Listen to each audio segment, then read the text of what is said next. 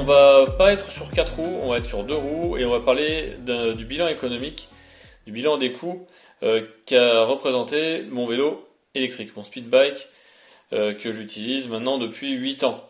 Donc 8 ans, c'est rigoureusement la date anniversaire, hein, sachant qu'il a été commandé le 15 avril 2016, donc il a été reçu un mois plus tard. Voilà, donc je voulais vous partager ce retour d'expérience pour que vous puissiez vous rendre compte que rouler en vélo électrique, c'est un plaisir, mais ça a aussi un coût qu'on va essayer d'évaluer. Là, on parle d'un vélo électrique type speed bike. Techniquement, vous aurez le même type de coût, quel que soit le vélo que vous utilisez, parce que les usures seront sensiblement les mêmes. Et donc, il y a peu de raisons que les différences soient notables entre un vélo type speed bike et un VAE plus ordinaire. L'étude qu'on va voir là, c'est en fait on va regarder un petit peu les coûts qu'auront été occasionnés par ce vélo, à la fois pour moi, donc le pilote, tout ce qui concerne mon équipement, tout ce qui concerne l'équipement du vélo, et ensuite tous les entretiens que j'aurais fait dessus. Donc entretien réparti en plusieurs branches. Première chose, l'entretien autour de la transmission. L'entretien du vélo plus général, donc l'éclairage, tout ce qui s'est usé sur le vélo. L'entretien autour de la partie freinage, pneus, suspension. Et enfin, l'équipement, l'entraînement autour de la solution du vélo, à savoir Bosch. Et enfin, on regardera une petite estimation des coûts de recharge que ça a pu occasionner de rouler avec ce vélo. J'utilise mon vélo tous les jours, de tout temps, pour aller travailler. Donc c'est-à-dire que j'attends pas qu'il fasse beau pour rouler avec, je roule été comme hiver, qu'il pleuve ou qu'il vente ou qu'il fasse beau. Donc pour ça, ça a quand même nécessité que je m'équipe d'un certain nombre d'équipements de protection, contre la pluie en particulier, contre le froid aussi. Et également, ces équipements, en 8 ans, ils ont été renouvelés, ils ont dû être renouvelés. Donc voilà, c'est un petit peu le bilan que j'affiche ici. Donc d'origine, j'avais acheté un casque Kratoni, un des rares casques homologués pour les speed bikes, tout un tas de protections de pluie, donc des guêtres qui ont été renouvelées une fois, un pantalon de pluie qui a été renouvelé une fois. Donc vous le notez, je prends du matériel aussi de qualité, c'est-à-dire qu'à chaque fois, là pour ces deux types d'équipements, c'est la marque Vaudet que je privilégie. Et pour le coup, ces matériels sont extrêmement efficaces. Veste de pluie, pareil, elle je l'ai pas prise chez Vaudet, mais c'est une veste que j'ai dû prendre chez Decathlon, qui est très bien aussi, qui est entièrement étanche et qui fait le job. Également un gilet jaune coupe-vent, donc ça c'est pour quand il fait juste un petit peu frais pour éviter de se refroidir trop les côtelettes. Et au niveau des gants, vaste choix de gants, pour le coup, parce que à la fois ça s'use, à la fois j'en ai pour les différentes températures que j'ai à affronter. Donc des gants, des mitaines, pour vraiment quand c'est l'été, des gants tempérés, donc qui ont été remplacés une fois, donc j'en suis à 2 paires, et des gants d'hiver. Donc les gants d'hiver, c'est un petit peu les gants qui ressemblent un peu à du néoprène, là, vous voyez un peu de quoi je cause. Donc ça c'est l'équipement du pilote. Donc le casque Kratoni, je ne l'ai pas dit tout à l'heure, mais qui a été remplacé il y a à peu près un an par un casque de VTT de descente, VTT-DH. Donc un casque Bell, qui offre, à mon sens, une protection meilleure que ce que pouvait m'offrir le Kratoni, aussi bien soit-il. Donc si on fait le bilan de tout ça, rien que l'équipement du pilote et des divers renouvellements, on est environ à 850 euros. Bon, alors sur ces 850, il y a quand même un gros morceau qui est pris par les casques, qui représente à eux seuls 476 euros, donc plus de la moitié. Un des gros postes consommateurs, quand vous roulez beaucoup, c'est la partie transmission.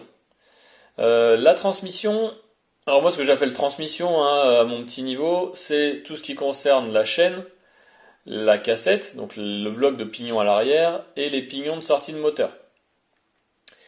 Alors j'ai pas retrouvé toutes les factures de ces changements, mais globalement l'observation que je fais, c'est que tous les 5000 km, la chaîne et la cassette est usée, et tous les deux remplacements de chaîne, le pignon de sortie de moteur est usé. Donc j'en suis à 4 kits chaîne cassette et 2 kits pignon de sortie moteur. Sachant donc que sur ce vélo-là, le pignon de sortie moteur, c'est les petits pignons Bosch, donc avec une vingtaine dedans, c'est le plus gros qui se faisait, mais il n'empêche que ça reste un pignon qui mouline beaucoup. De mémoire, un tour de pédale égale 2 tours et demi de pignon. Donc voilà, il envoie passer de la chaîne, donc il s'use plus vite que les grands plateaux qui se font plus généralement maintenant. Les chaînes et les cassettes sont entretenues, mais il se trouve que la configuration du vélo telle que je le pratique, donc c'est plutôt des chemins très roulants, et ben je passe mon temps, ou une grosse partie de mon temps, à rouler sur l'avant-dernier pignon, en partant du bas. Donc, c'est-à-dire que ce pignon-là, il a tendance, dans le temps, à s'user. Et du fait qu'il s'use, il use la chaîne, et je ne peux pas changer. Si je pouvais, et d'ailleurs si vous avez des tuyaux pour ça, pour changer, pour me trouver une cassette 11-32, je crois, de me souvenir, pour VTT donc, qui permettent de changer unitairement les pignons, je veux bien que vous me tuyautiez, parce que ça vaut peut-être le coup de l'investissement. Les cassettes, c'est un assez gros poste. Alors ça a été variable entre le excessif pendant le Covid et le un peu plus raisonnable avant. Voilà, j'ai mis une moyenne à 30 euros par cassette. Et j'ai mis une moyenne à 25 euros par chaîne. Donc je suis quand même obligé de prendre des chaînes qui sont soit renforcées, qui sont renforcées pour les VTT pour passer le couple du vélo. Le dérailleur. Alors c'est le vélo que j'utilise, donc je me souviens plus de la génération du moteur, mais c'est un moteur qui est beaucoup moins coupleux que ce qui se fait aujourd'hui, même si c'est l'équivalent d'un performance, c'est un performance speed, donc ils sont plus coupleux que les active, ou je sais plus, je me souviens plus de la gamme de cette époque-là, mais toujours est-il que on change beaucoup de vitesse quand même. Donc il y a beaucoup de phases d'arrêt au démarrage avec passage de 9, quasiment généralement 9 vitesses. Donc la cassette fait 10 vitesses, je vais rarement sur le dernier pignon, donc je suis souvent sur tout balayé, ou quasiment tout balayé, ou les balayés deux par deux. Donc en procédant comme ça, il y a de l'usure qui se produit.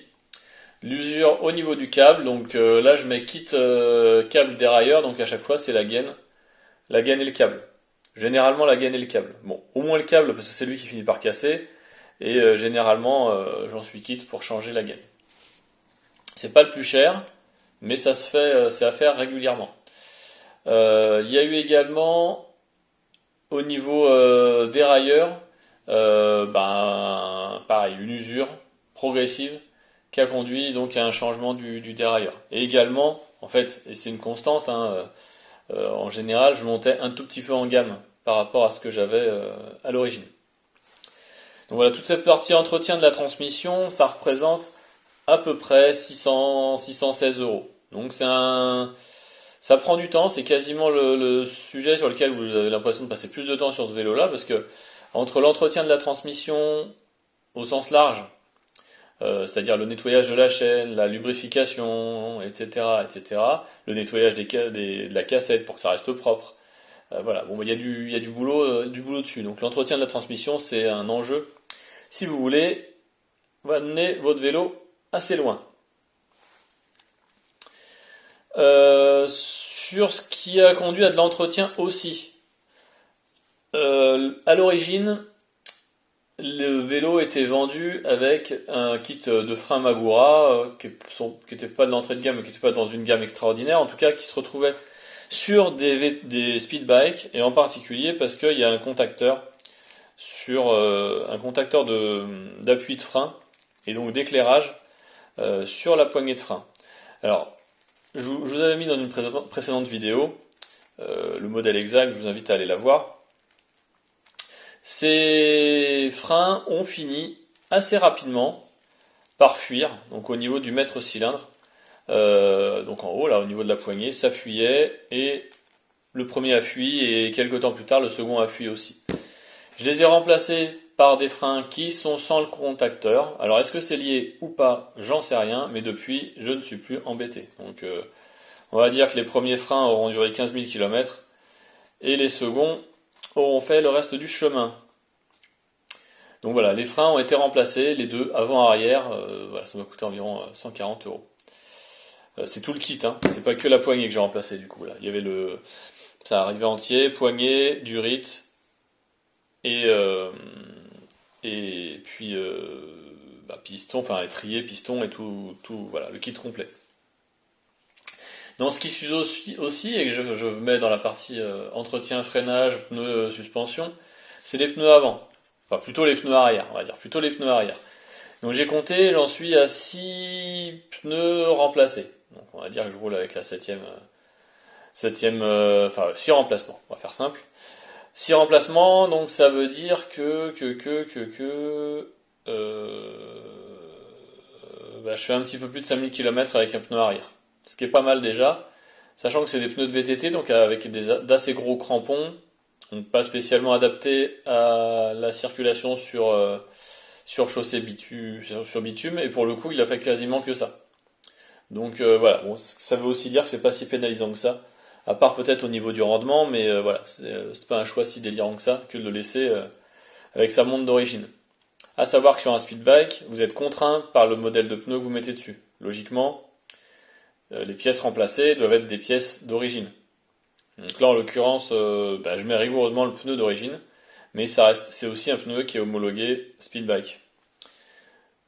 Voilà, le pneu avant a été changé 2 fois, donc c'est beaucoup plus durable hein, le pneu avant, mais il s'use quand même sur des freinages assez forts impliquant le frein avant, forcément au bout d'un moment ça use aussi. Les plaquettes, il y a eu beaucoup de consommation. J'en ai compté à peu près 8, donc de la même manière, à peu près de 5000 km avec les plaquettes que j'utilise aujourd'hui. Et à l'arrière, ça a été changé à peu près 2 fois moins. Donc voilà, 8 à l'avant, 4 à l'arrière. Sachant que les plaquettes d'origine, elles, m'ont duré même pas 2000 km. Donc je ne sais pas ce qu'ils avaient mis comme plaquettes d'origine, mais je pense que je les ai détruites. Voilà, elles supportaient pas la flotte et je les ai détruites en roulant sous l'eau. Là où les plaquettes que j'ai aujourd'hui sont des plaquettes qui freinent beaucoup moins bien sous la pluie, mais qui sont beaucoup plus durables. Et vu que les freins c'est pour les lâches, je préfère des plaquettes plus durables que des freins qui freinent parfaitement sous la pluie, où j'essaye d'être plus prudent et moins rapide. Également, donc qui dit frein hydraulique dit entretien de la partie hydraulique. Donc là-dedans, j'ai mis un kit. Alors j'ai pas retrouvé tout le détail. J'ai un kit de purge et j'ai acheté de l'huile adaptée. Donc voilà, ça coûte une cinquantaine d'euros. C'est à faire normalement tous les ans. Moi, je le fais à peu près tous les ans et surtout je le fais quand progressivement la poignée s'enfonce de trop, ce qui veut dire qu'il me manque de l'huile de toute façon. Donc quand il manque de l'huile, j'en profite pour refaire le plein. Et également, quelque chose que je fais pas très souvent, pas assez souvent je pense, c'est l'entretien de la fourche. Donc voilà, de la même manière, il faut changer l'huile, il faut changer les joints. Aujourd'hui, elle se comporte bien, elle est pas rayée, il n'y a pas de jeu. Mais je pense qu'elle manque légèrement d'huile.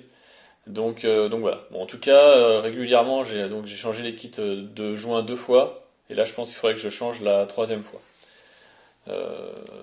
Donc c'est pas énorme, hein. Je pense que les puristes là ils vont me dire que entretenir sa fourche 2 fois, faire un gros entretien de fourche 2 fois en 8 ans, c'est peu. Mais bon, à côté de ça, je fais pas de la descente, donc elle n'est pas non plus extrêmement sollicitée au niveau des mouvements.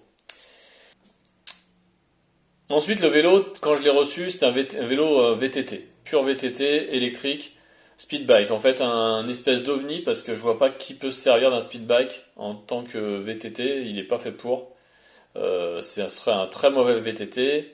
Il tire beaucoup trop long pour un VTT.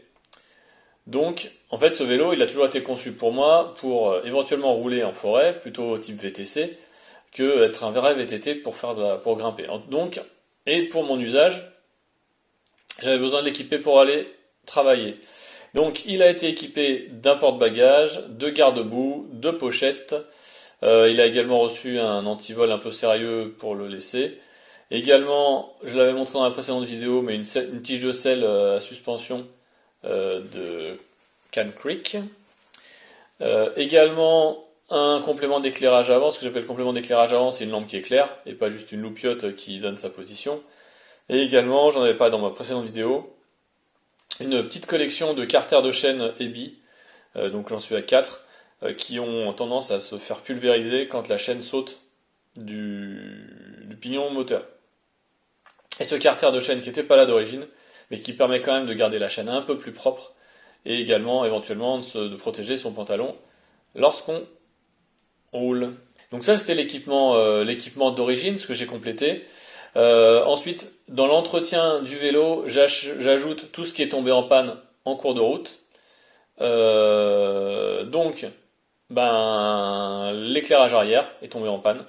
Donc, il a été remplacé par un éclairage qui gère le freinage, mais dans la partie lampe. Donc, en fait, il y a un détecteur de décélération. L'éclairage avant a été remplacé aussi, parce qu'il était HS. La selle a été remplacée aussi, parce qu'elle était HS. Elle a fini par se creuser, c'était plus du tout possible de rouler avec. La roue arrière a été remplacée parce qu'elle avait pris trop de jeu et qu'on ne pouvait plus la retaper. Et également les pédales ont été remplacées. Ça c'est plutôt du luxe plutôt qu'autre chose, mais bon, les pédales d'origine étaient en plastique. Elles avaient pris quand même pas mal de coups, elles commençaient à se détériorer. Donc là elles ont été remplacées par des pédales métalliques. L'entretien, l'équipement d'origine du vélo représente 440 € à peu près. Et l'entretien, donc tout ce qui a été remplacé par la suite, environ 245 €. Pour finir, donc dans ce qui m'a coûté cher quand même, c'est tout ce qui concerne la partie motorisation Bosch et batterie. Faut savoir que la batterie m'a lâché, de mémoire c'était autour de 25 000 km. Donc voilà, il a fallu la remplacer. Énorme coût par rapport à énorme coût. 680 € pardon, pour remplacer la batterie, pour rester sur une 500 Wh. Également, le petit ordinateur de bord, là, Intuvia, il a lâché aussi, assez tôt, au-delà de la garantie malheureusement, mais il a lâché quand même, donc pour une centaine d'euros de remplacement. Et également sur le Bosch Performance Speed que j'ai, il a une maladie, c'est que il y a un bloc, il y a toute une partie pignonnerie qui dure à peu près 15 000 km et qui sont à remplacer. Donc c'est tout un système de roue libre à rouleau qui finissent par gripper et qui font qu'on n'arrive plus, ça finit par bloquer. Ça se remplace, on en trouve encore.